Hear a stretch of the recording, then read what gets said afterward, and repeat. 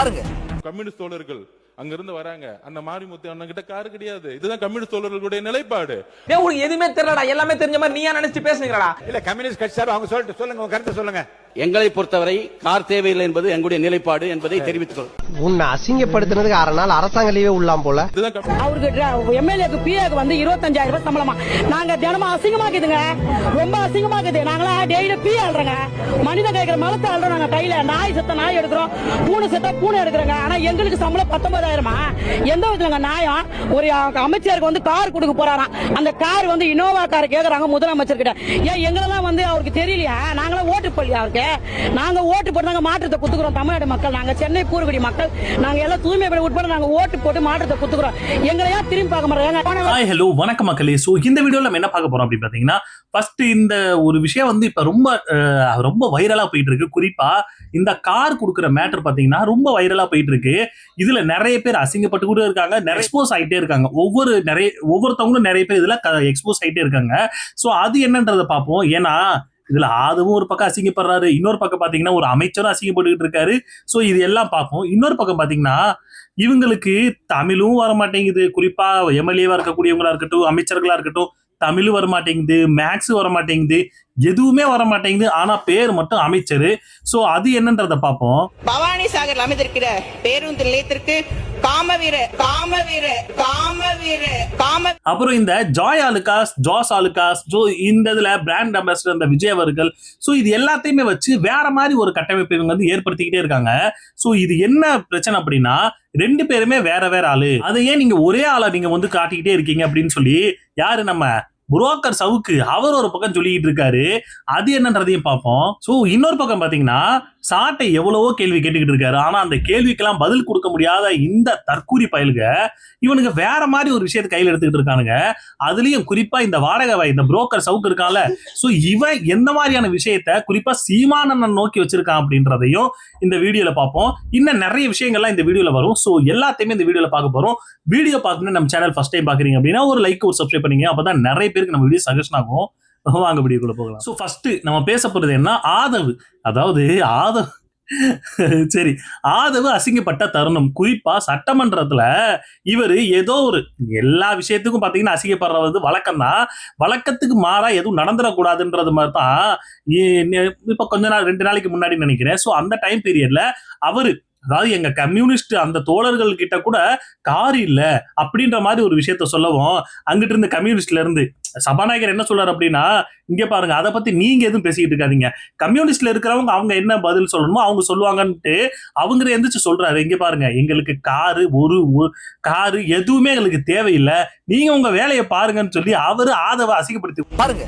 Communist தோழர்கள் அங்கிருந்து வராங்க. அந்த மாரிமுத்து அண்ணன் கிட்ட காரு கிடையாது. இதுதான் கம்யூனிஸ்ட் தோழர்களுடைய நிலைப்பாடு.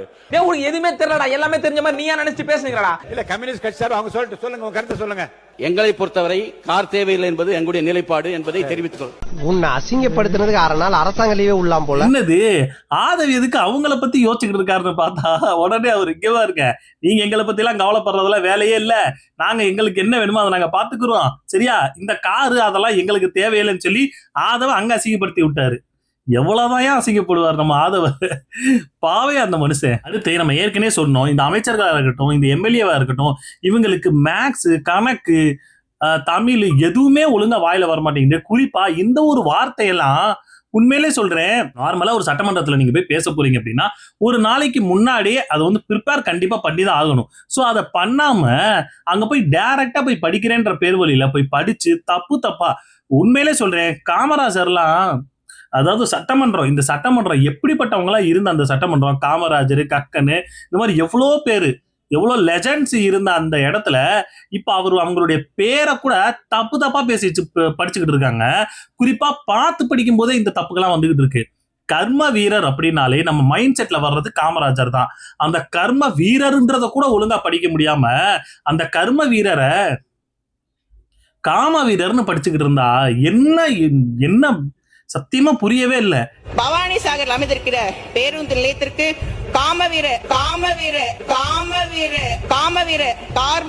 கர்ம வீர காமராஜர் அவர்களின் பெயர் சூட்ட ஆவணம் செய்ய வேண்டும் என்று இவங்களுக்கு பார்த்து படிக்கும் போது கூட அந்த வார்த்தையை நீங்க தப்பா படிச்சீங்க அப்படின்னா அது எப்படின்றது எனக்கு புரியவே இல்லைங்க. இந்த அளவுக்கா தப்பு? கொஞ்சம் கூட யோசிக்க மாட்டீங்களா? அது படிக்கும்போது ஏன்னா நீங்க வந்து நார்மலா ஒரு இடத்துல வந்து பட்டிமன்றத்துல ஏதோ பேசிட்டு போறீங்கன்னா அதெல்லாம் கிடையவே கிடையாது. சட்டமன்றத்துல நின்று பேசிட்டு இருக்கீங்க, லைவா போயிட்டு இருக்கு, எல்லாரும் அதை பார்த்துக்கிட்டு இருக்காங்க. அதை கூட சரிப்பா வாய் தவறி வந்துருச்சுன்னு சொல்லலாம். வாய் தவறி இந்த வார்த்தை வந்துச்சு அப்படின்னா அது எந்த மாதிரி தப்பான ஒரு விஷயத்தை கொண்டு போகும். இப்படிதான் இருக்காங்க ஒவ்வொரு எம்எல்ஏவும். இது மட்டும் கிடையாதுங்க. அடுத்து நம்ம எதுக்கு இவங்களுக்கு மேக்ஸ் இன்னும் வர மாட்டேங்குதுன்னு சொன்னா, நம்ம இவர் இருக்காருல்ல, அவர் பேரு பர்வேஸ்ன்னு நினைக்கிறேன். பர்வேஸ் அவர் ஒரு இடத்துல நின்று பேசிக்கிட்டு இருக்காருங்க. என்ன அப்படின்னா 100 நாள் சாதனையில, அதாவது நம்மளுடைய சாதனைகள் என்னன்றதை நான் சொல்றேன் அப்படின்னு சொல்லி ஒரு நம்பர் சொன்னாருங்க. சத்தியமா சொல்றேன், இந்த மாதிரி நம்பரை நம்ம யோசிச்சு பார்த்தா கூட நம்மளால அதை சொல்லவே முடியாது. 1,01,00,000,880 அடங்கொப்புறானே. இந்த மாதிரி ஒரு என்ன சொல்ற அந்த ஸ்தானமே நமக்கு தெரியவே தெரியாதுங்க. ரூபாய் 1,01,00,000,1,34,83,00,000 டெல்டா அல்லது மாவட்ட இப்படி இல்லாம ஒரு ஸ்தானம் வரும், இப்படி இல்லாம ஒரு கணக்கு நீங்க படிப்பீங்க ஏங்க? ஒரு 1, 100, 10, 1000, 10,000, லட்சம், 10 லட்சம், கோடி இதெல்லாமெல்லாம் படிக்காமலே இருந்திருப்பீங்க. அப்படி இருந்துகிட்டு எவ்வளவு என்ன ஸ்தானம் வருதுன்றது கூட தெரியாம நான் என்ன கேட்கிறேன்னா, இவங்களுக்கெல்லாம் கணக்கு நம்பர்ஸை எழுதியே கொடுக்காதீங்க, வேர்ட்ஸா லெட்டர்ல எழுதி கொடுத்துருங்க. ஏன்னா டக்குன்னு அந்த நம்பர்ஸை பார்க்கவும் அது 100ல இருந்து ஆரம்பிக்குதா இல்ல 1000, 10,000, லட்சம், 10 லட்சம், கோடி, 10 கோடியில ஆரம்பிக்குதான்ற அந்த டவுட்டு இவங்க அங்கே போய் மாத்தி மாத்தி பேச ஆரம்பிச்சிடுறாங்க. இந்த பர்வேஸ் அப்படிதான். அவ்வளோ தப்பு. மேத்ஸ் வரவே மாட்டேங்குது யாருக்குமே. எங்க நிதியமைச்சருக்கும் வரல, முதலமைச்சருக்கும் வரல, வரக்கூடிய எல்லாருக்கும் அந்த நீர்வளத்துறை அமைச்சர் புள்ளிக்கு அப்புறம் 23 படிக்கிறது. முதலமைச்சரே அப்படித்தான் படிச்சுக்கிட்டு இருந்தாரு. இந்த மாதிரி எல்லாரும் ஒரு நம்பர்ஸே தப்பா படிச்சுக்கிட்டு இருக்கீங்கன்னா வேற என்ன புள்ளி விவரத்தை நாங்க உங்கள்கிட்ட எப்படி கேட்க முடியும்? அவங்க சொல்ல வர்றது என்ன அப்படின்னா, எங்க கிட்ட எந்த புள்ளி விவரம் கேட்காதீங்க, கேட்டா நாங்க அப்படித்தான் பண்ணுவோம், அப்படித்தான் நாங்க பேசுவோம், எங்களால் அப்படித்தான் முடியும் அப்படின்ற மாதிரி சொல்ல வராங்களான்றது தெரியல. இப்படி ஒவ்வொரு இடத்துலயும் தப்பா படிச்சு என்னத்த பண்ண போறாங்க? இவர் ஒரு பக்கம்னா நம்ம ஸ்ரீநாத் மீன்வளத்துறை அமைச்சர். ஆனா உண்மையா ஒரு விஷயங்க, இதுக்கு முன்னாடி இருந்த அரசாங்கத்துல வந்து யார் எந்த அமைச்சர்ன்றது நமக்கு அதை பத்தி கண்டுக்கவே மாட்டோம், அந்த அளவுக்கு தெரிஞ்சுக்கிட்டு இருந்தோம். ஆனா இப்போ ஒவ்வொருத்தவங்க என்னென்ன அமைச்சர்ன்றது முதற்கொண்டு நம்ம மைண்ட்ல இருந்துகிட்டு இருக்கு. அந்த அளவுக்கு ஒவ்வொருத்தவங்க ஒவ்வொரு விஷயத்தையும் பயங்கரமா பண்ணிட்டு இருக்காங்க. இப்ப நம்ம அந்த யாரு மீன்வளத்துறை அமைச்சர் இருக்காருல நம்ம ஸ்ரீநாத் அவர்கள்கிட்ட ஒரு ஸ்கூல்ல போய் ஒரு பேச்சு ஏதோ பேசுற ஒரு மேடையில் நின்று பேசிக்கிட்டு இருக்காரு. அங்க 720ன்றது வாயில வரல, 220ன்னு சொல்லிட்டு இருக்காரு. குறிப்பா அங்க இருக்கிற ஒரு மேடம் எடுத்து சொல்றாங்க, ஏங்க 220ல 720 720, அதுக்கு அவரு ஆமா 720 தானே, ஆமா நான் அதான் சொன்னேன். எப்படி அவர் அதான் சொன்னாரா? 720க்கு தமிழ்ல எல்லாம் 220 தெரிஞ்சுக்கங்க. இந்த ஸ்கூல்ல கிட்டத்தட்ட 220 ஸ்டூடெண்ட்ஸ் படிக்கிறாங்க அப்படின்னு கேள்விப்பட்டேன்.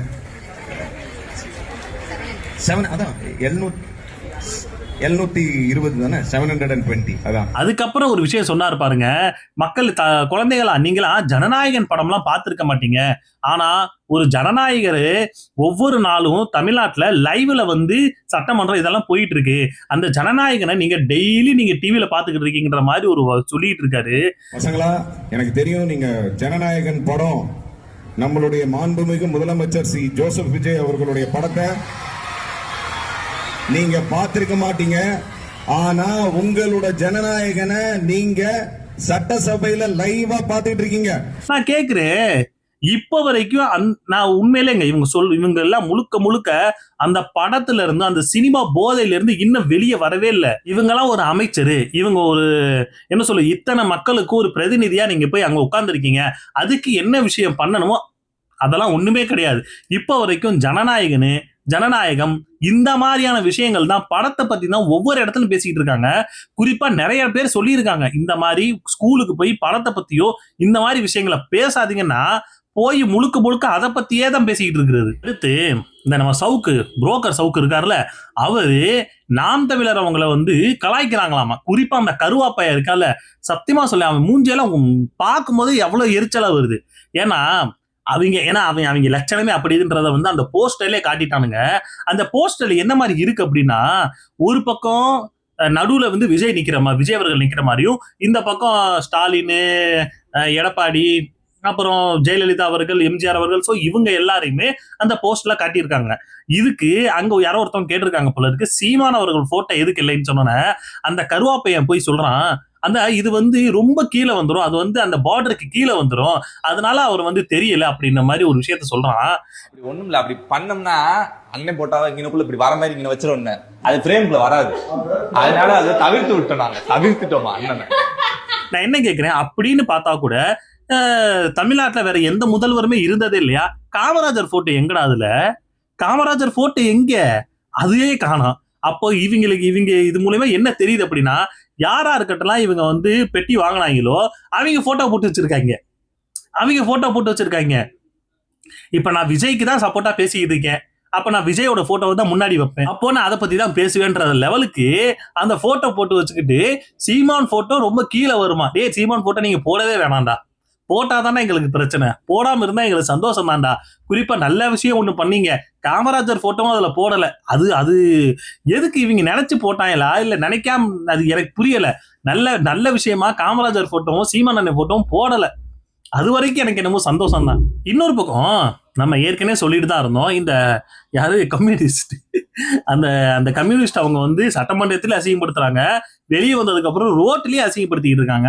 இப்ப போராட்டம்னு ஒரு விஷயம் நடந்திருக்குங்க, ஒரு போராட்டம் வந்து நடத்திட்டு இருந்தாங்க கம்யூனிஸ்ட்காரங்க. அந்த போராட்டத்துல ஆளுங்கட்சியை எதிர்த்து தான் இந்த விஷயம். ஒரு ஐயா கிட்ட ஒரு பத்திரிகையாளர் கேள்வி கேட்கிறாரு, இந்த மத்தியத்துல இருக்கிற பாஜக வந்து மாநிலத்தை வந்து ரொம்ப அழுத்தம் கொடுக்குறாங்களா அப்படின்ற மாதிரி ஒரு கேள்வி கேட்டதுக்கு அவர் ஒரே போடா போட்டு உண்மையிலே சொல்லி ஆளுங்கட்சி அசிங்கப்படுத்தி விட்டாரு.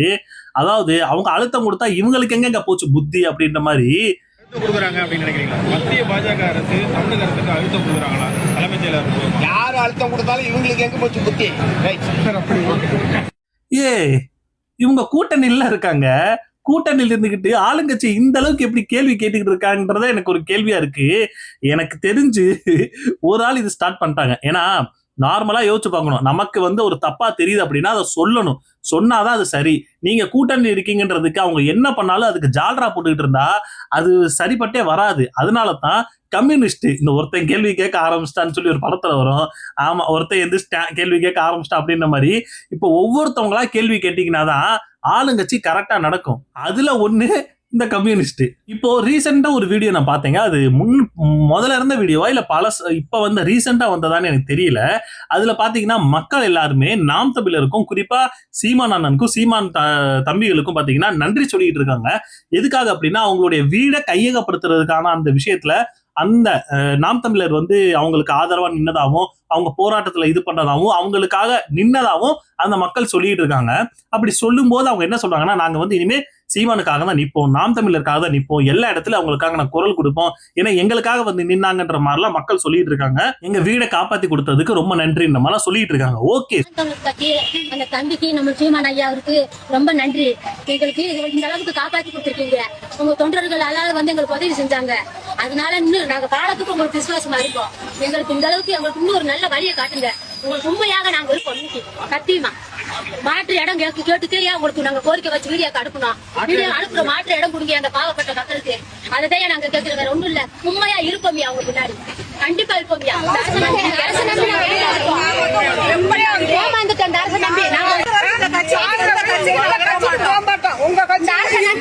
கேவலப்பட்டது போதும், இன்னும் நாங்க ஏமாற மாட்டோம். சூப்பர்.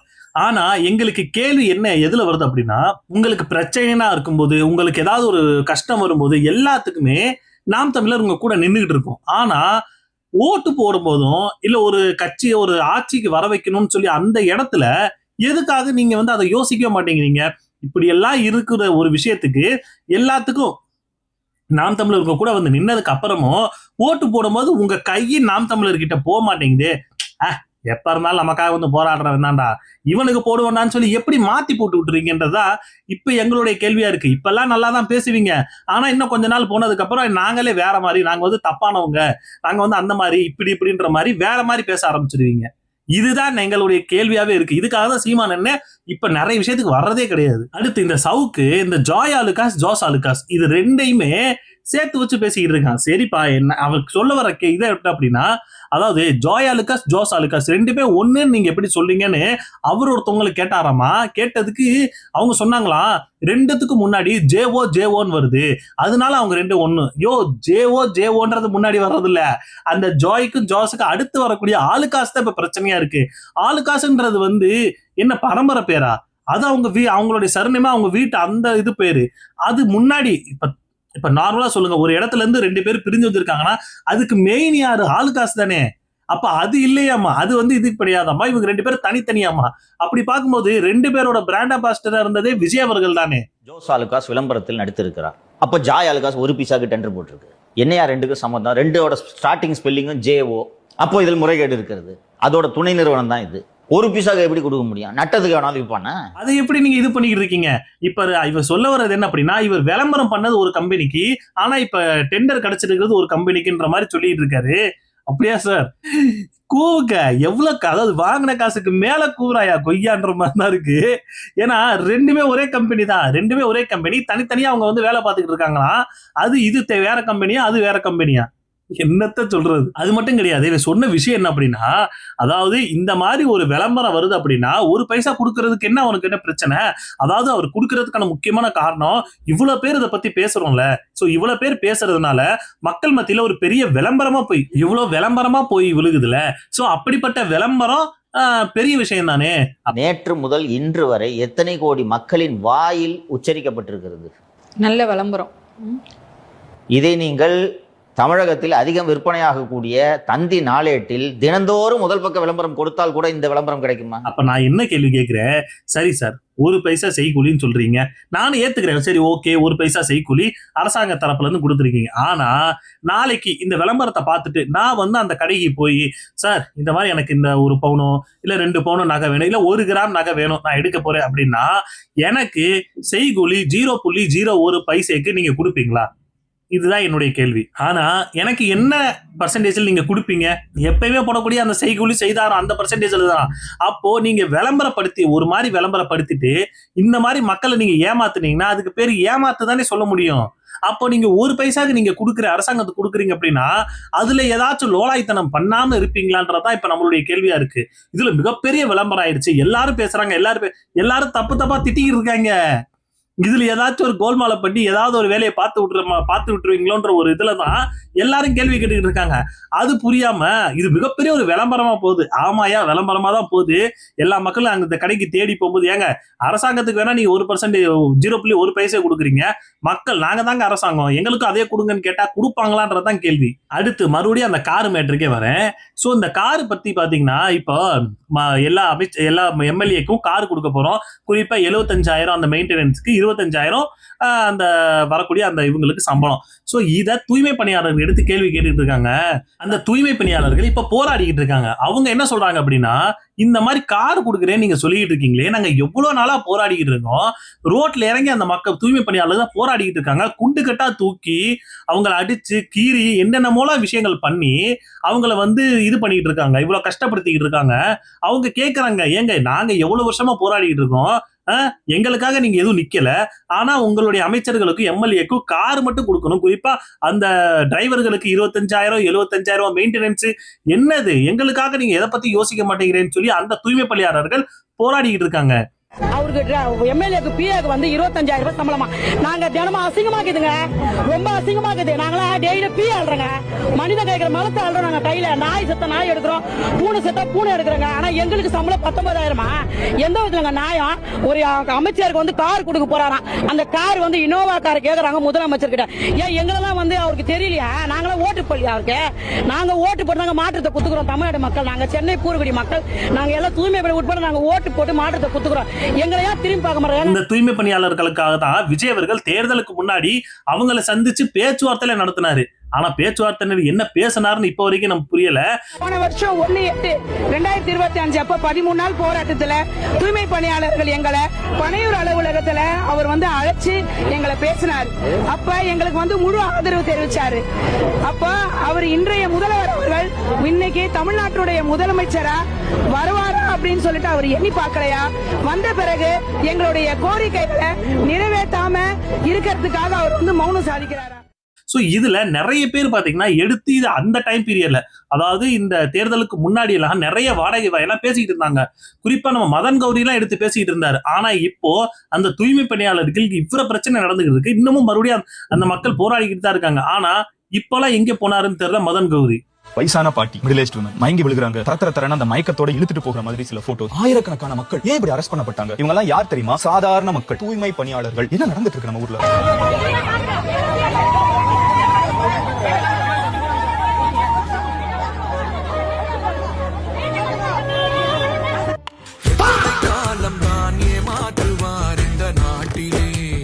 அப்ப அவ்வளவு பேசினாரு மனுஷன்.